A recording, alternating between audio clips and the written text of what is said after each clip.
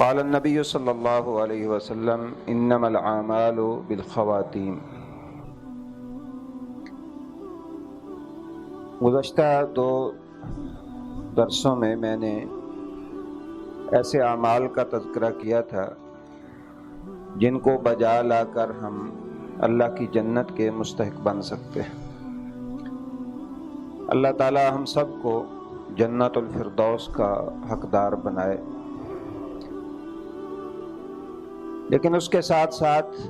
یہ بات بھی ذہن میں رکھنی ضروری ہے کہ اللہ تعالیٰ سے یہ التجا انسان کو ضرور کرتے رہنا چاہیے کہ انسان کا آخری وقت جو ہے وہ خیر کے اوپر ہو۔ انسان کی زندگی کا فیصلہ روز قیامت اعمال کا وہ خاتمے کے اوپر ہوگا۔ نبی کریم صلی اللہ علیہ وسلم نے فرمایا انما الاعمال بالخواتیم، اعمال کا دار و مدار جو ہے وہ خاتمے کے اوپر ہے۔ یہی وجہ ہے کہ اللہ تعالیٰ نے انبیاء علیہم الصلاۃ والسلام کو اگرچہ یقینی جنت کا وعدہ کیا، اور خصوصاً جو اولو العزم پیغمبر تھے انہیں جو ہے وہ بتایا کہ آپ کی منزل جو ہے وہ جنت ہے، لیکن اس کے باوجود انبیاء علیہم الصلاۃ والسلام بھی آخری وقت تک اللہ تعالیٰ سے یہ دعائیں کرتے رہے کہ توفنی مسلما والحقنی بالصالحین، کہ یا اللہ اس حال میں فوت کرنا کہ ہم مسلمان ہوں، ہم تیرے فرما بردار ہوں۔ رسول اکرم صلی اللہ علیہ وسلم کی زندگی کے آخری کلمات جو آپ کی زبان پہ تھے وہ یہی تھے اللہم بالرفیق الاعلی، اللہم بالرفیق الاعلی۔ تو یہ ساری دعائیں اور التجائیں جو ہے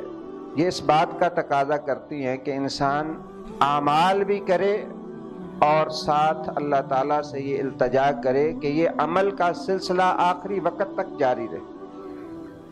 مسند احمد کی حدیث ہے، رسول اللہ صلی اللہ علیہ وسلم نے فرمایا کہ ایک بندہ عمل کرتا ہے جنت والوں کے، اور وہ مسلسل عمل کرتا رہتا ہے زمانا من دہرہ اور برحتا من دہرہ، ایک لمبے عرصے تک وہ ایک عمل کرتا رہتا ہے۔ لو مات علیہ دخل الجنہ، اگر اس کی موت اسی عمل کے اوپر آ جائے تو فرمایا وہ جنت کے اندر چلا جائے۔ ایسے اس کے اعمال ہوتے ہیں، لیکن پھر ایک وقت آتا ہے فیتحول، وہ اپنی زندگی کی روٹین ایسی چینج کرتا ہے اور زندگی کی روٹین چینج کر کے وہ جہنم کی راہ پہ چلتا ہے اور اس کی موت آ جاتی ہے، فیدخل النار، وہ دوزخ میں چلا جاتا ہے۔ اس کے برعکس فرمایا ایک بندہ اپنی زندگی کا ایک لمبا عرصہ وہ دوزخیوں والے اعمال کرتا رہتا ہے، پھر اللہ تعالیٰ اسے سمجھ دیتا ہے فیتحول، وہ تبدیل ہو جاتا ہے۔ اگر وہ سابقہ زندگی کے اوپر مر جاتا، موت آ جاتی، تو وہ سیدھا جہنم کے اندر جاتا، لیکن یہ اپنی وہ برائی کی زندگی چھوڑ کے خیر کے رستے کے اوپر آ جاتا ہے اور جنت کے اندر چلا جاتا ہے۔ پھر رسول اللہ صلی اللہ علیہ وسلم نے اس کے آخر میں فرمایا اذا اراد اللہ بعبد خیرا استعملہ، جب اللہ تعالیٰ کسی بندے سے خیر کا ارادہ کرتا ہے تو اسے کام پہ لگا دیتا ہے۔ فوفقہ لعمل صالح، اللہ تعالیٰ اسے نیک عمل کی توفیق دیتا ہے۔ ثم یقبضہ علیہ، پھر اسی عمل کے اوپر اس کی موت جو ہے وہ واقع ہو جاتی ہے، پھر اسی عمل کے اوپر اس کو قبض کر لیتا ہے، اس کو اپنے پاس بلا لیتا ہے۔ تو عمل جنت والے کرنے چاہیے، اور ساتھ ساتھ اللہ تعالیٰ سے یہ التجا کرتے رہنا چاہیے کہ یا اللہ یہ خیر کے جو کام ہیں، یہ نیکی کے جو کام ہیں، اہل جنت والے جو کام ہیں، یہ آخری وقت تک جو ہے وہ قائم رہے۔ یہ زندگی جو ہے میرے بھائیوں حقیقت ہے، جب ہم اس پوائنٹ سے سوچتے ہیں تو بہت بڑی آزمائش ہے، اور یہ مسلسل جیسے ہم محنت کرتے ہیں نا اپنی زندگی میں، مسلسل لگے ہوئے ہیں، بڑھاپے کے اندر بھی لوگ کام کرتے ہیں، یہ عمل بھی جو ہے اور ایمان جو ہے یہ بھی مسلسل نگرانی اور مسلسل محنت کا طلبگار،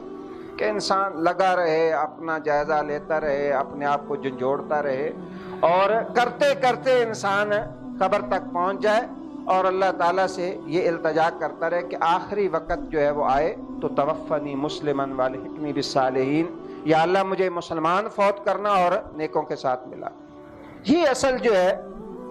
بہت طلب کرنے کی چیز ہے، جس کی طرف عام طور پہ ہم زیادہ توجہ نہیں دیتے۔ عمل بھی کریں اور ساتھ اللہ تعالیٰ سے اپنا تعلق بھی اس انداز میں مضبوط رکھیں کہ یہ ایمان کا پودا جو ہے یہ کبھی خشک نہ ہونے پائے، اور آخری وقت تک، موت تک جو ہے یہ سلسلہ جو ہے ایمان کا یہ جاری رہے۔ اللہ تعالیٰ